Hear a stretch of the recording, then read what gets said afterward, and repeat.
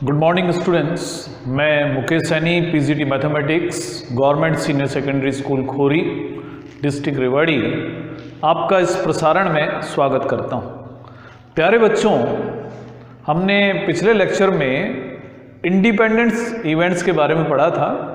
तो वहां पर हमने ये पढ़ा था कि दो इवेंट्स ए और बी अगर इंडिपेंडेंस हैं तो उनके साथ साथ होने की जो प्रोबेबिलिटी है वो उन दोनों की इंडिविजुअल प्रोबेबिलिटीज के प्रोडक्ट के बारे में के बराबर होती है। यानी हमने पढ़ा कि if A and B are independent then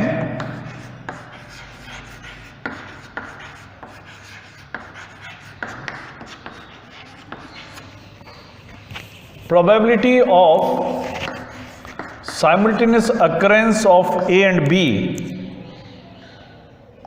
is equal to product of individual probabilities। ये तो दो इवेंट्स के लिए बात थी। अगर इवेंट्स की संख्या ज़्यादा हो जाए जो इंडिपेंडेंट हो, अगर A1, A2, A3 और इसी प्रकार से AN तक n इंडिपेंडेंट इवेंट्स हों,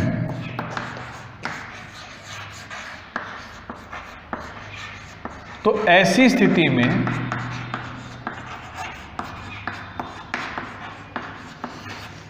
इन सब के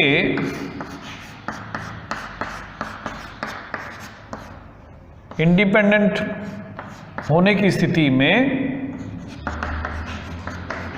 इनके साथ साथ होने की प्रोबेबिलिटी होगी इनकी इंडिविजुअल प्रोबेबिलिटीज के प्रोडक्ट के बराबर।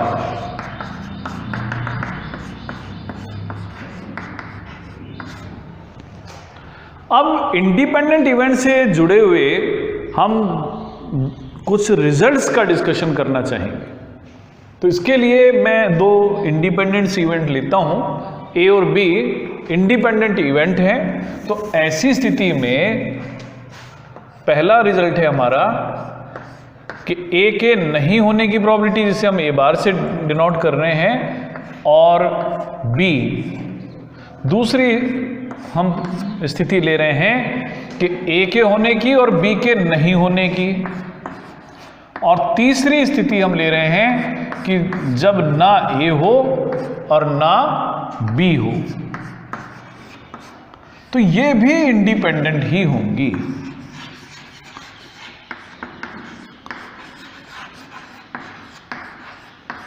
यानी कि अगर ए और बी दो इंडिपेंडेंट इवेंट्स हैं तो ए के नहीं होने की और बी के होने की जो प्रोबेबिलिटीज हैं वो भी इंडिपेंडेंट हैं। इसी तरह से ए और बी बार भी इंडिपेंडेंट हैं, ए बार और बी बार भी इंडिपेंडेंट हैं, जहां पर हमने किसी इवेंट के नहीं होने की प्रोबेबिलिटी को बार लगा के शो किया है। तो इसको हम समझते हैं, इन रिजल्ट्स को हम प्रूव भी करेंगे। हमने वेन डायग्राम में पढ़ा था कि किसी यूनिवर्सल सेट के लिए अगर ए और बी में दो इवेंट्स लेता हूं, ए और बी दो अगर हम सेट लें, ये सेट ए है, ये सेट बी है, तो ये जो पोर्शन आप देख रहे हैं जिसे हमने फिल करा है, ये ए इंटरसेक्शन बी को शो करता है। ये जो एरिया है ये वो एरिया है जहां पर ए तो होता है लेकिन बी नहीं होता है। यानी ऐसे इस सेट में एलिमेंट्स शामिल होते हैं जो ए में हो और बी में ना हो, इसे हम ए इंटरसेक्शन बी बार से डिनोट कर देते हैं। इसी तरह से ये जो पोर्शन है इसमें वो एलिमेंट शामिल किए जाते हैं जो बी में है लेकिन ए में नहीं है, तो इसे हम बी इंटरसेक्शन ए बार से भी शो कर देते हैं। अब मैं इन रिजल्ट्स को इन वेन डायग्राम की हेल्प से भी शो कर सकता हूं। तो इसके लिए हम देखते हैं कि probability of A intersection B bar, यानी ऐसी इवेंट्स की प्रोबेबिलिटी जहां पर ए पॉसिबल हो और बी पॉसिबल नहीं हो, उन इवेंट्स की प्रोबेबिलिटी हम फाइंड करेंगे। ए पॉसिबल हो, बी नहीं है। तो इसको अगर हम सेट थ्योरी के हिसाब से ही लिखें तो ये प्रोबेबिलिटी ऑफ ए में से probability of A intersection B को हम माइनस कर देते हैं। तो ये दोनों प्रोबेबिलिटी सेम हैं, चाहे तो आप probability of A intersection B बाहर निकालें या प्रोबेबिलिटी ऑफ ए में से probability of A intersection B को माइनस करते हैं। लेकिन क्योंकि ए और बी इंडिपेंडेंट इवेंट्स हैं तो हम ए इंटरसेक्शन बी को P A into P B भी लिख सकते हैं। इन दोनों में से हम पी ए कॉमन भी ले सकते हैं। पी ए को कॉमन लेंगे तो हम लिखेंगे 1 माइनस प्रोबेबिलिटी ऑफ बी, और 1 माइनस प्रोबेबिलिटी ऑफ बी का मतलब है कि बी के नहीं होने की प्रोबेबिलिटी, जिसे हम लिखेंगे probability of A into probability of B bar. यानी कि ए के होने और बी के नहीं होने की जो प्रोबेबिलिटीज हैं उनको P A into P B bar लिखा जा सकता है। और इसका मीनिंग ये हुआ कि ए और बी बार भी दोनों इंडिपेंडेंट हैं। तो ये हमारा सेकंड रिजल्ट बन जाता है। तो हम यहाँ लिख भी सकते हैं कि हैंस, ये तब बात हम कर रहे हैं जब ए और बी इंडिपेंडेंट हैं। तो A and B bar are also independent.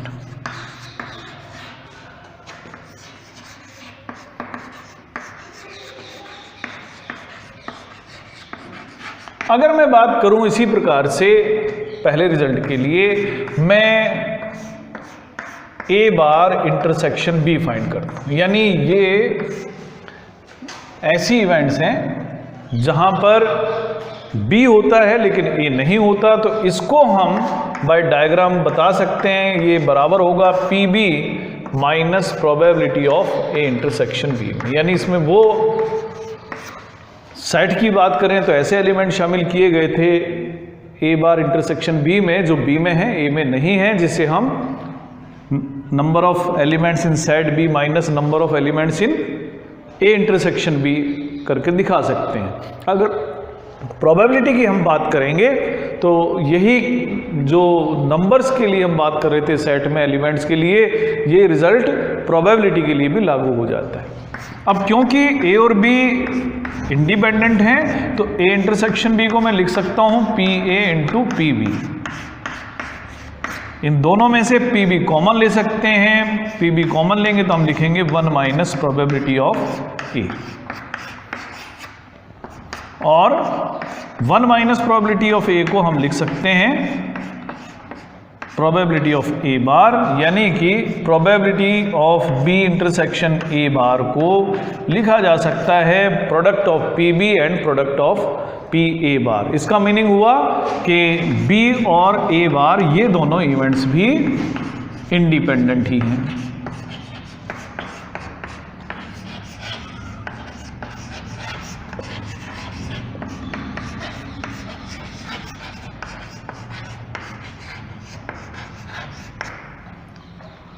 अब हम तीसरे रिजल्ट की बात करें। तीसरे रिजल्ट में हम प्रूव करना चाहते हैं कि ए के नहीं होने की प्रोबेबिलिटी और बी के नहीं होने की प्रोबेबिलिटीज, जिन्हें हम ए बार और बी बार से शो कर रहे हैं, ये भी इंडिपेंडेंट हैं। तो मैं ए बार इंटरसेक्शन बी बार ले लेता हूं। प्रोबेबिलिटी ऑफ ना ए हो ना बी हो, ए बार इंटरसेक्शन बी बार। और हमने अब इसको कैसे हम कैलकुलेट करें, इसके लिए हमें एक बार सेट थ्योरी को याद करना पड़ेगा। हमने सेट थ्योरी में पढ़ा था डी मॉर्गन्स लॉज में कि ए यूनियन बी का जो ट्रांसपोज होता है वो ए डैश इंटरसेक्शन बी डैश के बराबर होता है। ये डी मॉर्गन्स लॉ है जो हमने सेट थ्योरी में पढ़ा। और जो सेट थ्योरी में हमने पढ़ा था उन लॉज को हम प्रोबेबिलिटी में भी यूज़ करते हैं। तो प्रोबेबिलिटी भी अगर हम बात करेंगे ए बार इंटरसेक्शन बी बार की, इसी तरीके से वो probability of A union B के बार के बराबर लिख सकते हैं। तो यानी कि ये है probability of A dash intersection B dash, तो ये बराबर होगी probability of A union B का ट्रांसपोज, जिसे हम बार लगा के शो करते हैं, यानी ए यूनियन बी के न होने की प्रोबेबिलिटी। अब किसी इवेंट के नहीं होने की प्रोबेबिलिटी का मतलब है 1 minus probability of A union B. किसी इवेंट के नहीं होने की प्रोबेबिलिटी और होने की प्रोबेबिलिटीज का सम हमेशा 1 होता है, इसीलिए probability of A union bar को हम लिख रहे हैं 1 minus probability of A union B. अब ए यूनियन बी को हम एडिशन थ्योरम ऑफ प्रोबेबिलिटी से लिखेंगे, probability of A plus probability of B minus probability of A intersection B. इसको हम लिख सकते हैं 1 minus probability of A minus probability of B plus, अब क्योंकि ए और बी इंडिपेंडेंट हैं तो ए इंटरसेक्शन बी को प्रोबेबिलिटी ऑफ ए और प्रोबेबिलिटी ऑफ बी के प्रोडक्ट के बराबर लिखा जा सकता है। पहली दो जो टर्म्स हैं इनको मैं अलग लिख लेता हूँ, 1 माइनस प्रोबेबिलिटी ऑफ ए, इस तरह से लिख दें इनको, और इन दो टर्म्स में से माइनस प्रोबेबिलिटी ऑफ ए को कॉमन ले लें, तो हमें मिलेगा 1 माइनस प्रोबेबिलिटी ऑफ ए। इन दोनों टर्म्स में से 1 माइनस प्रोबेबिलिटी ऑफ ए को कॉमन ले लें, तो दूसरी जो टर्म हमें मिलती है वो है 1 माइनस प्रोबेबिलिटी ऑफ बी, और इन दोनों एक्सप्रेशंस को P A bar into P B bar लिख सकते हैं। तो यानी कि ए और बी के नहीं होने की प्रोबेबिलिटीज का मतलब है कि उन दोनों के नहीं होने की जो प्रोबेबिलिटीज हैं ए बार और बी बार, उनका प्रोडक्ट। तो अब आपको 3 रिजल्ट्स याद रखने हैं कि अगर ए और बी इंडिपेंडेंट हैं तो ऐसी स्थिति में ए बार और बी, दूसरा ए और बी बार, और तीसरा रिजल्ट है ए बार और बी बार भी इंडिपेंडेंट होंगे। तो ये जो रिजल्ट्स हैं ये हमें आगे आने वाले क्वेश्चंस में बहुत यूजफुल रहेगा। अब इसके साथ ही हम एक रिजल्ट और पढ़ेंगे जिसमें हम n इंडिपेंडेंट इवेंट्स में से कम एक इवेंट के होने की प्रोबेबिलिटी जरूर फाइंड करें।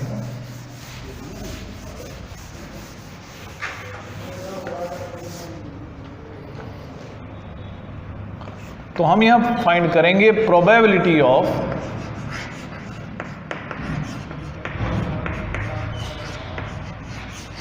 Happening of at least one independent event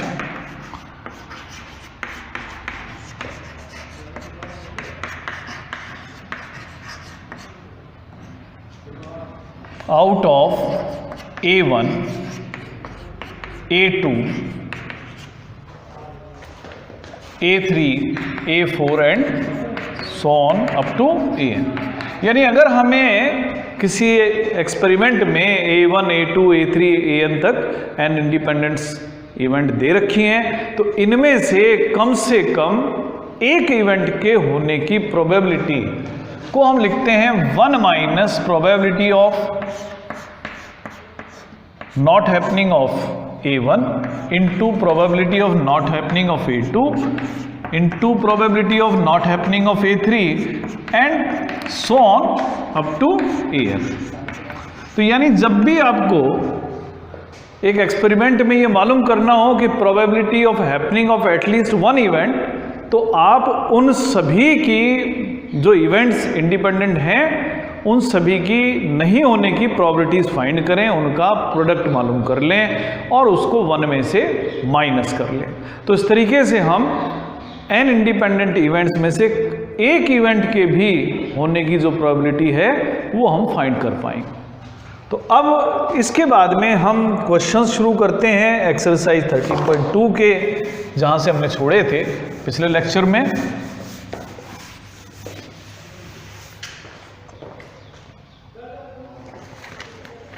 इसमें हम शुरुआत करते हैं 11th क्वेश्चन से। हमें 2 इंडिपेंडेंट इवेंट्स गिवन हैं A और B, इंडिपेंडेंट इवेंट्स हैं,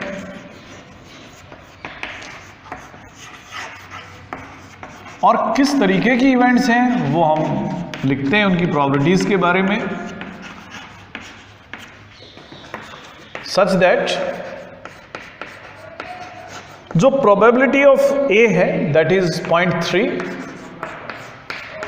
and probability of B is 0.6। तो यहां हमें फाइंड करना है, पहला क्वेश्चन है कि probability of A and B.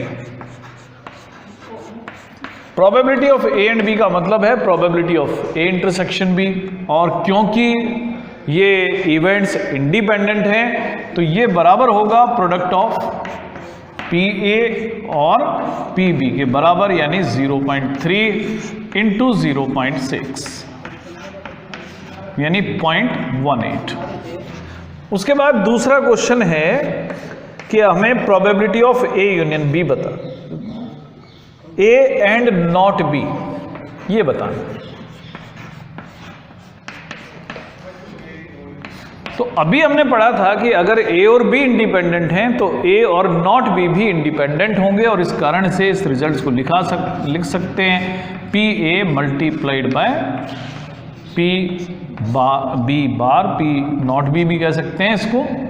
तो प्रोबेबिलिटी ऑफ ए तो हम बता सकते हैं 0.3 है, और probability of not happening of B 1 में से 0.6 को माइनस कर देंगे, यानी 0.3 का प्रोडक्ट लेंगे 0.4 से। तो ये दूसरा क्वेश्चन। अब तीसरा जो पार्ट है इसमें हमें बताना है probability of happening of A और बी।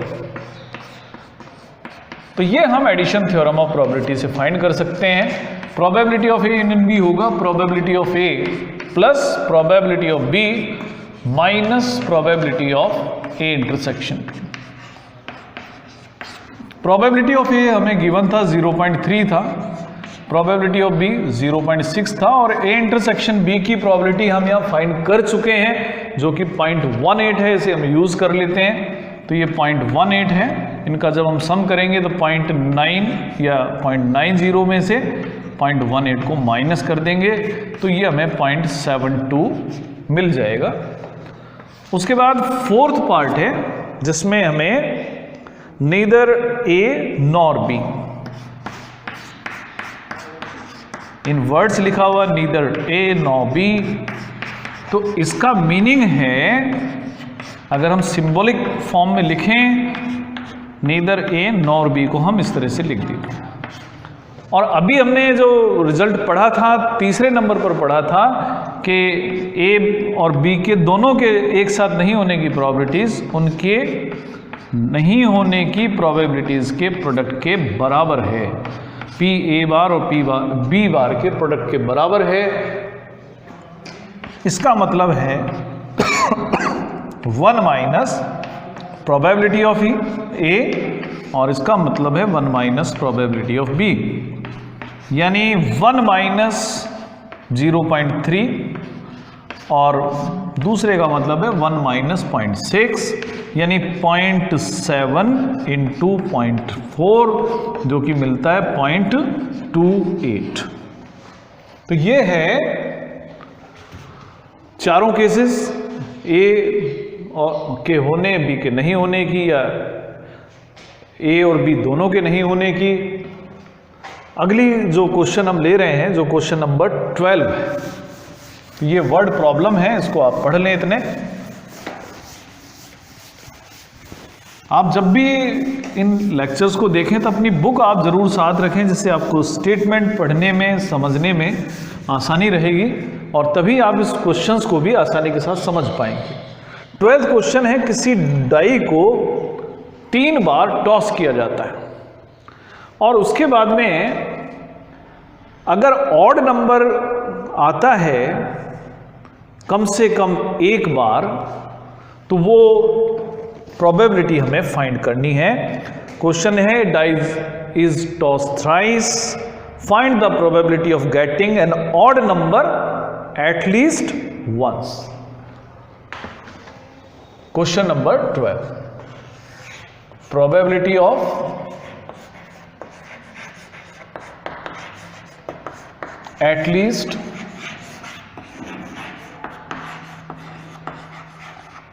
once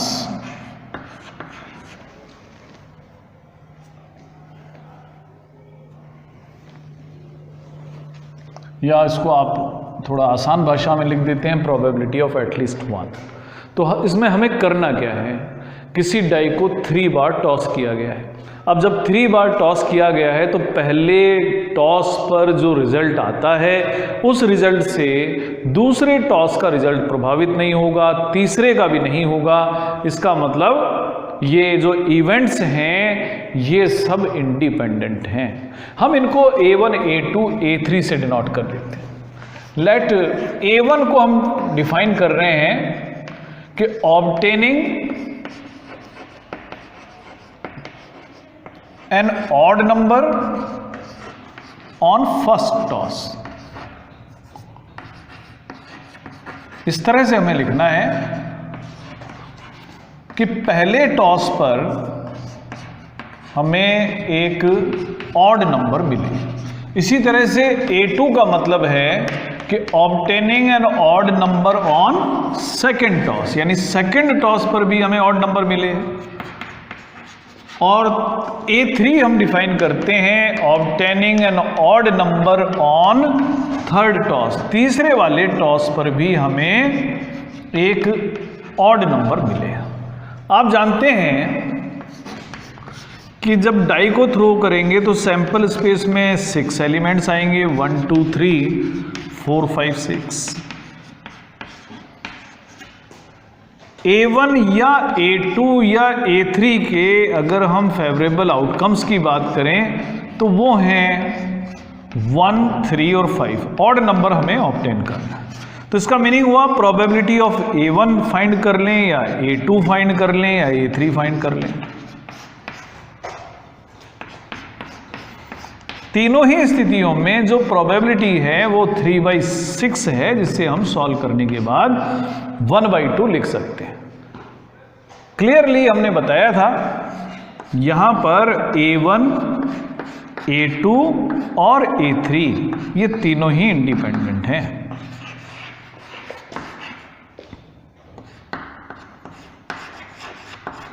अब तीनों इंडिपेंडेंट हैं और हमें प्रोबेबिलिटी फाइंड करनी है, प्रोबेबिलिटी ऑफ एटलीस्ट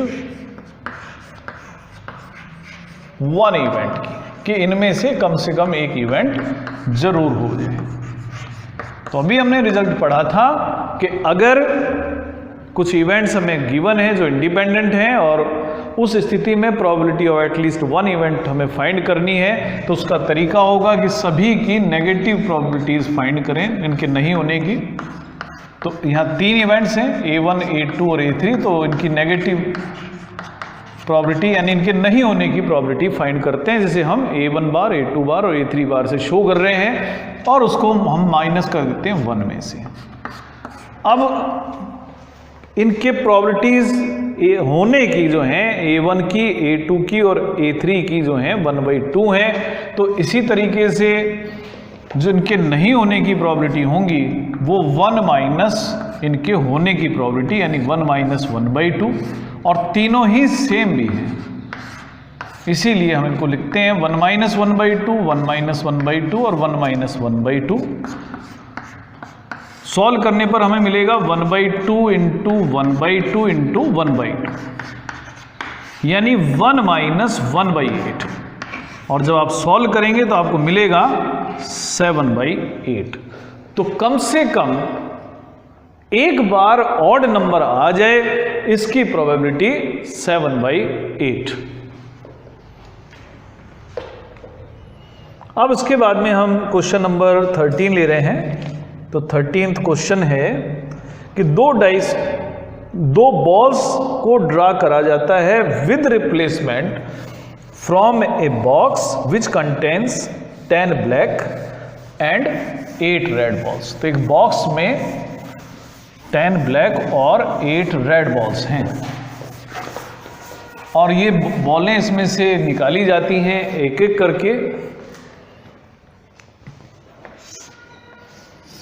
ये 10 ब्लैक जिसे हम B से डिनोट कर रहे हैं और 8 रेड जिसे हम R से डिनोट कर रहे हैं, ऐसा कोई बैग है। तो टोटल 18 बॉल्स हैं। इनमें से रिप्लेसमेंट के साथ में बॉलें निकाली जाती हैं। तो पहला है, इस बात की प्रोबेबिलिटी हम बताएं कि 2 बॉल हमने जो निकाली हैं दोनों रेड कलर की हैं। हम यहां पर इवेंट्स को डिफाइन कर लेते हैं इस तरीके से। A1 का मतलब है पहले क्वेश्चन के लिए कि drawing A red ball in first draw, क्योंकि हमें 2 बॉल निकालनी है तो पहली बार हम एक रेड बॉल निकाल लें। अब क्योंकि हमें 2 रेड बॉल निकालने की प्रोबेबिलिटी फाइंड करनी है तो A2 को भी हम कह देते हैं कि drawing a red ball in second draw, क्योंकि बॉलों को रिप्लेस कर दिया जाता है। जो बॉल्स हम निकाल रहे हैं, पहली बॉल हमने निकाली थी उसको हमने कलर चेक करने के बाद वापस रख दिया था। तो इसका अर्थ हुआ कि अब जब मैं दोबारा बॉल निकालूंगा तो ना तो रेड बॉल की संख्या में कोई परिवर्तन हुआ है, ना टोटल बॉल्स की संख्या में परिवर्तन हुआ है, यानी कि अभी भी ये जो कंडीशन है वैसी की वैसी बनी हुई है। और इसका मीनिंग ये दोनों इवेंट्स इंडिपेंडेंट। तो पहला जो क्वेश्चन है, probability of both red balls.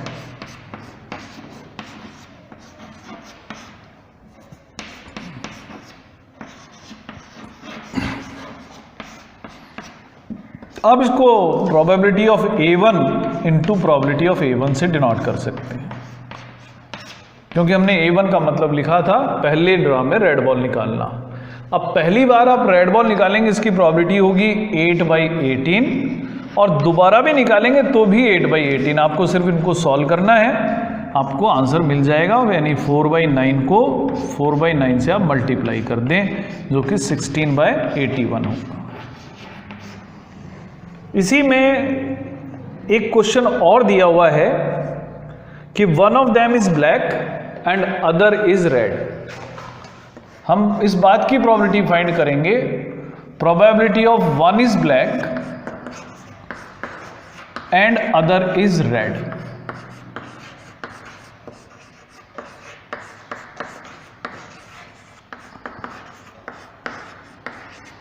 इस बार हमें कोई ऑर्डर फिक्स करके नहीं दिया हुआ है। हमें यह नहीं बताया कि पहले वाली जो बॉल है वो कौन सी है, ब्लैक है या रेड है।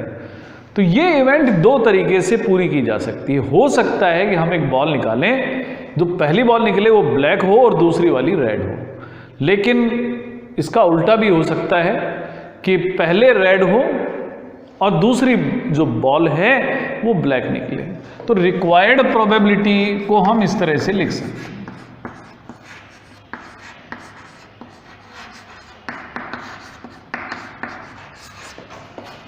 कि probability of red then black, या फिर ऐसा भी हो सकता है कि probability of black and then red. ये दोनों इवेंट्स, इसको अगर मैं E1 कह दूं और इसको E2 कह दूं, तो ये दोनों इवेंट्स म्यूचुअली एक्सक्लूसिव इवेंट, दोनों एक साथ नहीं हो सकती हैं। जिस समय ऐसा होगा तो ये रिजल्ट पॉसिबल नहीं है, और ये रिजल्ट अगर हमें मिलता है तो ये वाला रिजल्ट पॉसिबल नहीं है। तो इसलिए इनकी जो रिक्वायर्ड प्रोबेबिलिटी होगी इसे हम इस तरह से लिख सकते हैं, probability of RB plus probability of BR।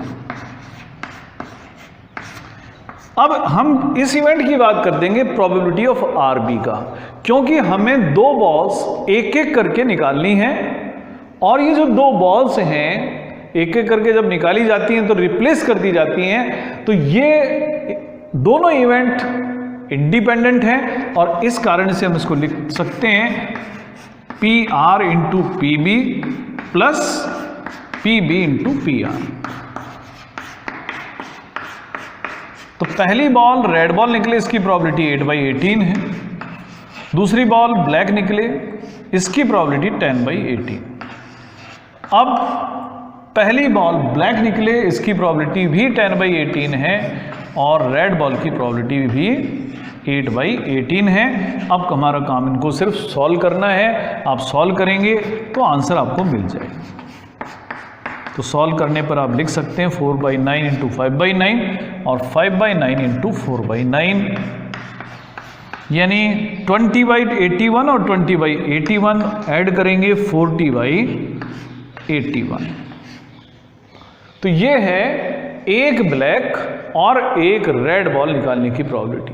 हालांकि इससे जो पहले क्वेश्चन सेकंड पूछा गया है उसमें पूछा गया था कि probability of first is black and second is red, यानी जो सेकंड पार्ट है उसमें सिर्फ ये हमें अब प्रोबेबिलिटी फाइंड करनी है, प्रोबेबिलिटी ऑफ ब्लैक रेड।